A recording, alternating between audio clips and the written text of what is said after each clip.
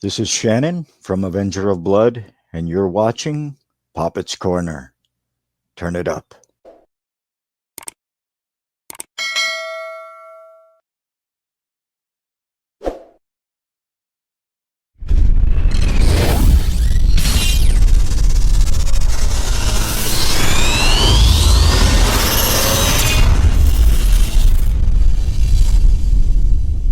What's going on, everyone? Welcome, episode 114 of Poppitt's Corner, and I'm going deep into the tech death metal world in the Wisconsin area, and I'd like to bring on the guys and gal in Anomaly there. With they just are releasing their brand new record in the next coming weeks, Planet Storm. Guys, how you guys doing? We're doing good. Thanks for having us on. Absolutely, sir. I'm going to try to pass this around and be bad at it, but I'm still going to try. Oh, it's all good. We'll work together on it. So really appreciate you guys coming on the show. And typically how I like to do these particular episodes is I like to go through the individual or the band's kind of just whole career and see how they kind of came to, sitting in your as you called it, your den there. And if you guys are ready, I'd love to get started. Oh my God. I don't even know where to start. We started this in 2012. Yeah. So let me ask you just real quick and stuff. I mean, how long have you guys kind of known each other even before kind of starting Anomaly? I've known Dan that's actually a good story. I was buying CDs one time while I was looking at CDs with my first band, Never Ending Circle. And I was just kind of like looking at stuff, and I ran into this guy, and he's, wearing Cradle of Filth, and I'm wearing, I don't even know, like fucking like Megadeth or something, and then we're just like, oh yeah, that's some good shit you got there, and we said bye, whatever, and you're better. Boy. Basically, so then like don't leave all no, that happened. And then like a couple weeks later, I was with my friend, who shall not be named because he's a teacher now, and we had taken a whole bunch of acid, right? And we used to like eat it here. And then we would think, okay, we got about 45 minutes to drive. Yeah, okay, music around. Guitar player in there. He's in there. He used to be the guy that would come in and fucking turn up the amp and do, sweeps. But, yeah, we met there, and I'm like, hey, it's that guy from the CD store. And then weeks later, the acid thing, we're driving somewhere out in the middle of fucking nowhere at night, tripping balls. Oh, yeah, in like New Berlin on some off-ramp somewhere. I go into this gas station, and I open the bathroom door, and like I turned on the light. Balls deep, and the fucking it was all orange, like not from like the acid, but legit, like the walls were painted orange, the floor was orange, there was a mirror that was orange, and I like freaked out, and I'm like, it's all orange. And then he looked back, and then I saw it was him buying something at the counter, and I'm like, hey, it's that guy. And he's like, this is getting fucking weird. It was like 2 a.m. or something ridiculous too, and I'm fucking, pupils are like huge. I'm like, hey, it's that guy from the store. And then whatever, a couple weeks later, then I'm walking with my friend who, unbeknownst to me at the time, lived close to where he lived. And we're just walking down the street, and all of a sudden he comes busting out of the house like, why are you following me? Quit stalking me. And I'm like, dude, I didn't know you fucking lived here. And then he's like, well, we should just, we need to hang out and then play guitar. And now, what did you guys specifically kind of have in common? I mean, did you, outside of like would you in Manowar? Okay, so you guys are both into Manowar. Fucking Manowar. I love King, and we like King Diamond unironically. There's another bonding moment. And so let me ask you guys this as well. And guitar is I kind of curious what your kind of scene is out there. Is there a, because I know you had Milwaukee Metal Fest. I don't know if that's still a thing. The Milwaukee scene is great. Milwaukee Metal Fest. I don't know if do you know the story behind that or no? I do not actually. Okay, so Milwaukee Metal Fest was actually a really big deal for a while. And we don't have it anymore because the promoter decided he wasn't going to pay people. Yeah, so this happened for 2 years in a row. Yeah, like I don't know if you want to ask any questions. I'll answer them the best that I can. Well, no, I'm just kind of curious because I know you guys had that. What's up? I'm sorry. I said I'm just kind of curious because I know you guys had that at one point. I wasn't sure if it was still there anymore, but I'm kind of Yeah, curious what your guys' scene is like now, probably compared to see when that kind of ended. I don't want to talk shit. It's middling. It's there's some bands out here. It's kind of that are great. I can call out when we're in Unnecessary Gunpoint Lecture. Those guys are awesome. They're kind of like jazz, like fucking instrumental. Like I can't even like describe it. Like Ian is like, you couldn't even put him on like a top guitar list just because of how weird he plays. It's kind of one of those bands you have to listen to, and I do suggest that you do. Ian's actually in Disgunt, which the shirt he's wearing. We play them. This band is awesome, but they're from England. I can't hear what he's saying right now, but yeah. So, would you say that there's more of like a death metal kind of vibe going on in It's Milwaukee more right like now? it's more like a bunch of bands that listen to Pantera a lot. Okay. So it's like and then us. I don't know Pantera. Interesting. So you guys the only band kind of in your general area, I say, with kind of a keyboard player with Mary on the keys? I think with a keyboard player, yeah. I think that's true. Yeah. There was another band around here that had a keyboard player, but they're defunct now. We had a really good scene going in, what was it, like 2014? Yeah, really. Yeah, we had a really, really good scene, and then the drama just kind of ripped it all apart. Like that's like when we first started, we set up like a shows in the park and stuff, and like we were getting like, what was it, like 60, 70 people at shows, which is a lot for, at the time. It seems like it's getting back together like now, like, like the shows that I've been to like have been pretty packed, but I don't know if that's like show fatigue, like no one's been to anything, or if like that's going to die down. I wish it would stick around. We haven't played live since December of 19, mostly because of COVID. Also, we were working on this and everything else. But yeah. So I know the band has kind of been around since what, 2011, 2012? 2012, ish. yeah. And I'm just kind of curious, and again, it doesn't mean to be a tough question, but I'm kind of curious why it's taken this long just to get a debut record out, within your guys' I guess band. Sure. We do have an EP out. It's not anything like this. It's called Terms of the Saw Doctor. It is an Anomaly release, but it's just me and Mary that from the current lineup. Had a lot of lineup changes. Apparently I'm a prick, but I had like a vision to do like tech death, and in my opinion, you need to have two guitar players to do tech death if you want to do it right.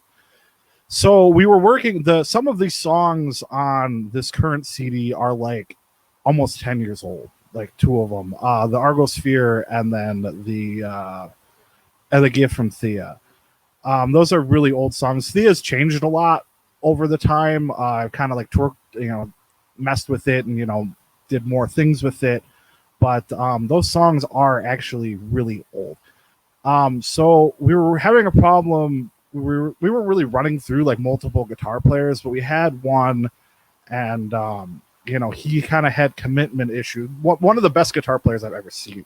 So it was kind of like we were kind of like holding out, like, this is kind of like one of those guys where it's like if he would have actually like been, like committed to it, he'd be like on the cover of Guitar World type shit. So we were kind of like, trying to get him involved in it, and he kind of would flake out, and then he'd be like, oh no, I really want to do it this time. And then we picked up another guy who was on the Saw Doctor, but then he decided that he kind of wanted to do his own thing, which is called Towering Abomination. They're defunct now again. And then, so there was Cyclona before that, but that doesn't really count.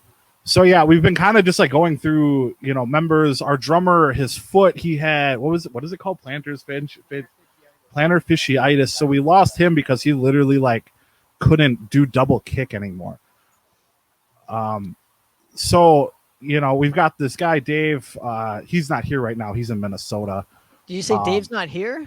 Dave's not here. Dave's not here, man. Dave's not here, man. Anyway. But yeah, we actually, there was a point where we had one guitar player, a bass player. I sat down and I was like, we have a keyboard and we have a very good bass player, which is a different guy. But we kind of I sat there and I was just like, look, we can, I can't, like, let's just put this tech desk thing aside until we can find someone who we're comfortable with. And then we'll just run a 4-piece. So we started writing new stuff for a record called Somewhere Within the Pines, which we're actually recording right now because we're kind of dumb. Like, it's just like, oh yeah, we're done with a record. Let's put out another one like 2 weeks later. We wanted to get it recorded though. That's kind of like more of an Opeth kind of thing because like it is absolutely completely kind of different like animal. It's still busy riffs, but it's not like tech or anything. So we met John on Craigslist, which is this guy. And we started working with him. And then Sam had that foot issue. So then we got Dave, and Dave is a monster. He's the guy who's on the Planet Storm. And we kind of sat down. We're like, this is a completely different band now. So we decided we were going to just do a quick 3-song EP. And that was the first Planet Storm. And now, sure, go ahead. Yeah, sorry, that was 2019. Go ahead. So after this, I know, with the newest record, the debut record, Planet Storm. Yeah, I know on this particular release, and correct me if I'm wrong, there is a drum programming, but it doesn't sound like a typical kind of programmed drums. It could fool anybody. I mean, it sounds. No, those like are real drums on there. Those are absolutely real drums. Yes, okay. Absolutely. In my press release, I got it that it was there's no drummer listed, so didn't know about that. Had to ask. Shannon's not on there. Shannon's not on there. All right. But yeah. So no, yeah, that's all Dave Norman. Okay. Now let me ask. This question pertains to Mary and her keyboard arrangements, and I'm just kind of curious for you. I mean, working with a technical, even just a technical metal band in general, how do you approach an Anomaly kind of song with what you want to do with the keyboards and whatnot? Yeah, I want to know that as well. Good question, sir. That's a very good question. I think I just try to find like root notes of what the guitar is doing and try to build from that. Like, just play around with a bunch of things. It's a lot of yeah.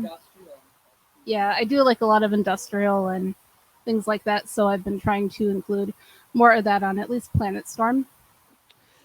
And do you find yourself kind of putting in the arrangements after the vocals are already done, or just all music first and then the vocals kind of layer music up? First. Okay. Yep. Okay. Mm-hmm. Now, let's kind of go through the Planet Storm record kind of from start to finish and educate some folks here on this, because I really dig this record. I mean, the first moment I heard it, I was like, I have to get these guys on the show and promote it. We're very proud of it. Absolutely, you should be. Now, regarding the album cover change, I know there's like a contrast from the EP to this. It kind of is almost like a new interpretation of that. So can you explain kind of your guys' original concept of just the album cover in regards to the music and kind of putting it all together? So the cover that you're looking at currently, what our original plan was is there was going to be a Planet Storm 1 and Planet Storm 2, and both of them were going to be available digital. So we have, like, if you dig around on our Facebook, you can find the Planet Storm 2 cover. We never really got rid of it. But we after talking it over, we kind of realized we should just be pushing this full length because we were going to put this one out like 2 weeks later and be like, okay, now you can get both, because we never released the first one as a physical copy. It was just an online only, and people were asking about it, and we were just like, there's no, there were no plans to put out a physical copy at the time. So what we wanted to do is put 1 and 2 together on this disc, and then sell this. But after thinking about it and and then talking to Scott from Clawhammer, he said that it would probably go better if we had just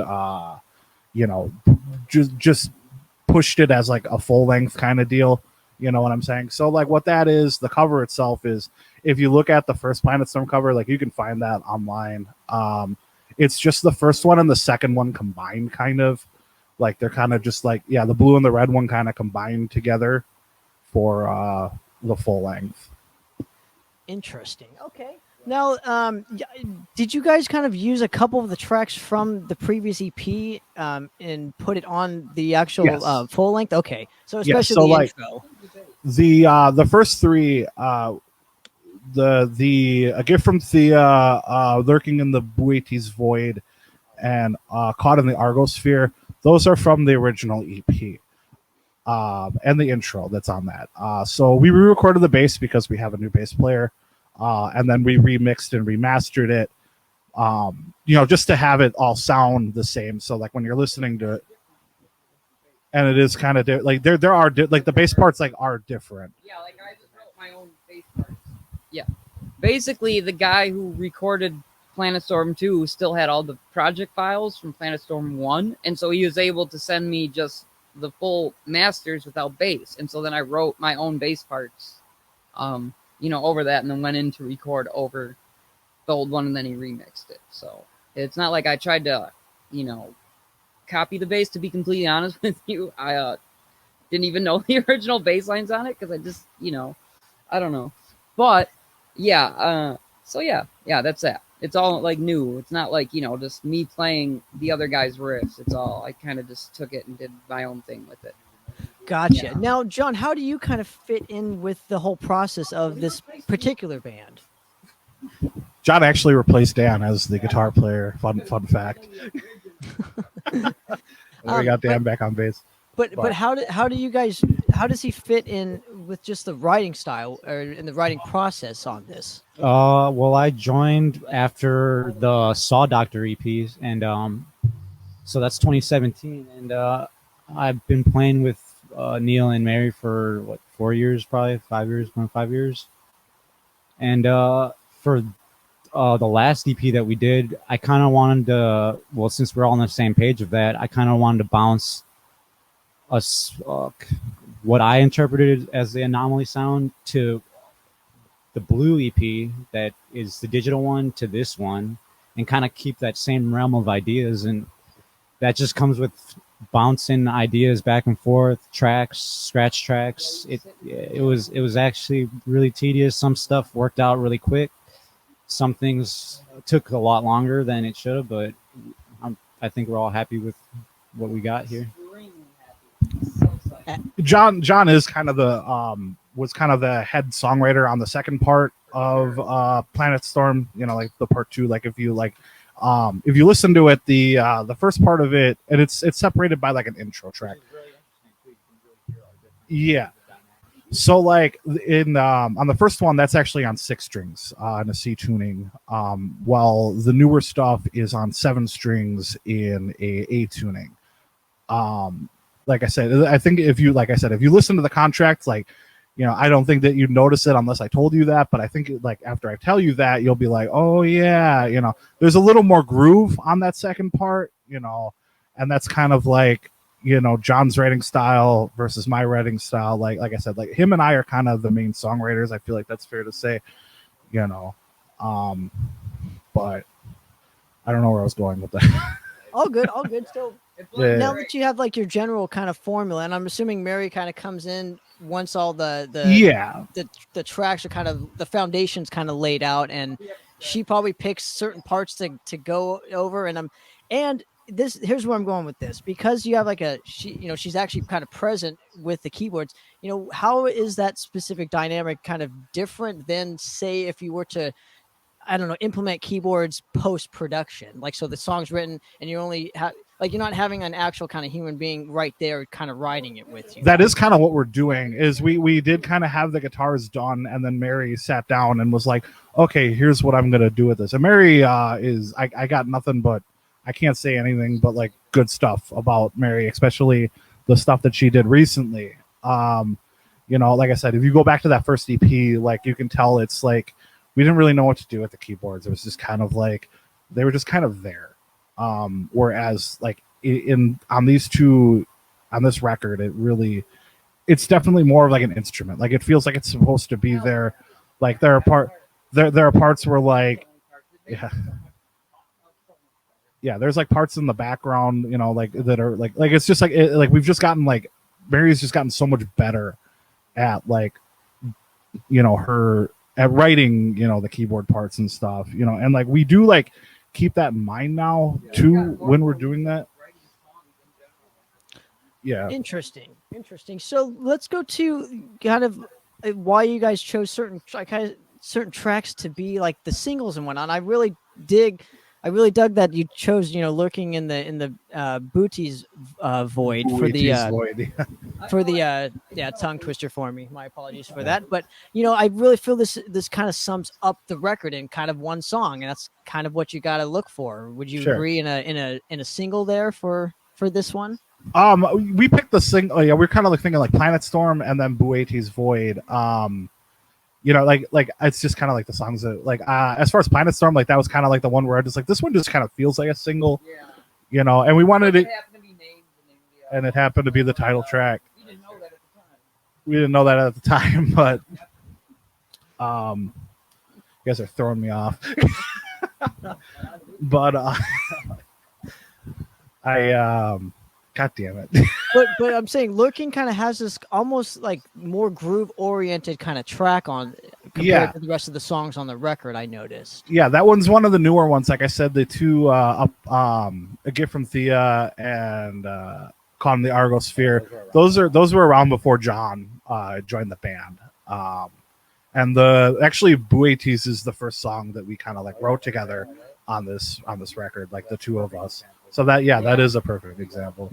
So I kind of want to ask you guys, you know, are there plans for a music video for a particular track on the Planet Storm record? The next single that we're talking about putting out is The Observable Universe. I keep wanting to call it Kepler because that's what we're calling it when we're recording it. You know, it's kind of hard, you know, because we're a space band, so we can't like, you know, just like sit there and like we're running around in the woods murdering people. But I was looking into seeing if I could get there's a planetarium where we're from, and they have like a really nice kind of like theater, and then they like have a telescope, and then like it'll show like everything that's like on that telescope like up on the ceiling. So I want to see if I can rent that out and then maybe shoot the video there. That's a big maybe though. Absolutely. Well, if you ever get it done, you have to send us this. We'll play it on, you know, Heavy Metal Television and get Absolutely. you guys more stuff. So there's also like kind of a 7-8 minute epic on this particular track, and I'm kind of curious how you guys approached this specific one in question as opposed to say all the rest. Are you talking about Caught in the Argosphere? Correct. Yeah, I mean we just wrote it. Okay. You know, that was kind of like one that we just kind of I sat down, like I said, that one was before John. He's got parts on it that like there's that like thing in the middle like that's what he does. He's also got leads on that track, obviously. But yeah, that one mostly I kind of wrote, and that one, you know, we kind of like I came in like I had that main riff, that and then you know, we just kind of jammed on it from there. You know, you just build parts, and then you know it's just kind of like where it is. I like clean parts, you know, like I listen to, like you can see the Opeth banner, like I listen to a lot of Opeth, you know, I like a lot of prog, you know. I was, you know, into Dream Theater I had a real big Dream Theater kick for a while, Real big. you know, so And Megadeth, Sure. I was on a Megadeth kick. Sure. So are you like a 70s prog guy, or do you just strictly stick to I mean, like I like stuff? I like King Crimson and, you know, all that nonsense.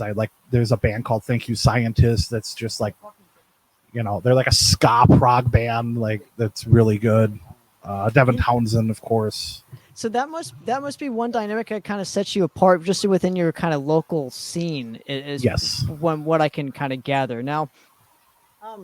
And I guess, you know, how do you kind of approach your vocals on a technical kind of style like this? How do you know what kind of cadences to choose from and what parts to kind of sing over?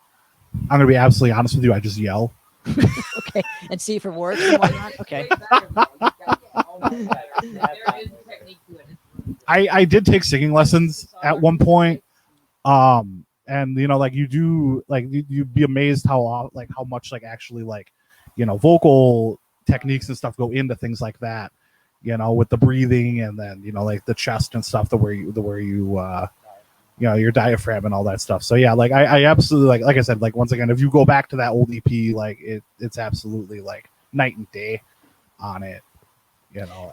As far as like where vocals go, it's like you're just listening to it and then you're just like, that sounds cool there. Like I think it's like stuff should come in here. Like stuff like that. Like that's the best I can describe it. Now I know you guys touched upon kind of some newer kind of songs for you guys. I'm kind of curious what your approach is going to be kind of moving forward on new material. Oh boy. So we have things planned. We started once again. We were working on that Pines record before the first Planet Storm even came out. So we just wanted to get that out. We want to get that out, and we started doing demos for it. We're going to start recording it like late September, I think, and it'll be the same lineup as this one. And then after that, like I said, I think that at a core we're a tech band, more with like a melodic death metal influence. Like we're trying to write songs more than show off. You know what I'm saying? Like that's the best thing that I can say is like we're trying to put songs together. There's a lot of tech bands that are just like, look how fast I am, look how look how much I can solo, look how much this. We're more concentrated on like putting a song together than like showing how much we can fucking play guitar. Yeah. Well, I think that is the whole kind of what stands bands apart. In my personal opinion, is kind of still having that catchiness, but you could still be a technical band and have that catchiness. I mean, absolutely. Many bands have proven that you could do both. Now, let's go to kind of I don't know what you guys are up to. What you guys kind of want to do with the Planet Storm record. Are there plans to do a tour at all? Or are there plans to like, I don't know what I mean, are that's you up guys' to plans? I mean, that's kind of that's not up to me with the way that everything's going right now. I don't know if we're going to be back in lockdown in January, this and that. It's kind of, we're just kind of taking it day by day. We want to play shows. Like we want to, like what I would like to do instead of like, going little, just playing it, like we're going to go play these 3 places in a row. There's like things like Chicago Death Fest, things like that. I'd like to get on like festivals that like, big bills. So, you could just be like, okay, there's a bunch of bands and then there's Anomaly. You know what I'm saying? Like that would be my goal as opposed to just being like, okay, we're going to hit like 10 different venues and the promoter's not going to promote it. And, Do you think that's a safer approach though, especially in this day and age where like, you might play 3 festivals and it's just equally the same to doing a tour? I don't know. I honestly, I couldn't answer that question. I'm not experienced enough to answer that honestly. Like I said, today in the digital age, you have access to whatever you want. You could just click on it and, like people are doing live stream shows, this and that. Like I said, I don't know what the climate is right now. Like there's I don't think any of us do. Like I said, there's COVID and whatnot and stuff. So like a few years ago we'd be at like Summerfest and stuff like that, but like there is no Summerfest right now because we don't know. There's this variant going around, it's killing people, this and that. Like I don't know. Sure. Well, let's end it here. I want to thank you guys seriously for coming on and hanging. It really does mean a lot. Oh, absolutely. Thank you so much. Hopefully we can get you guys on here again when the new record's out, because I really dig you guys' sound and I appreciate looking it. forward to more 100%. and more. Now, can you give us the links on where people can go check out the Planet Storm record and also too, I know it's coming out September 17th? September 17th, yes. Yeah, check us out on Bandcamp for sure. Just Google Anomaly Planet Storm and all those things will pop right up. That's the best way that I can say, like yes, we're on Spotify, we're on YouTube. We just hit 10,000 views on our Circle Pit for our single. Yeah, we're pretty hyped about that. But yeah. Absolutely. Well, guys, thanks so much again for coming on. Really do appreciate it. And we'll get you back on here hopefully relatively soon. So yeah, this is our first interview, so thank you very much. You absolutely looking forward to doing many more with you guys. So another awesome episode of Poppitt's Corner. I'm out. Yep. Cheers.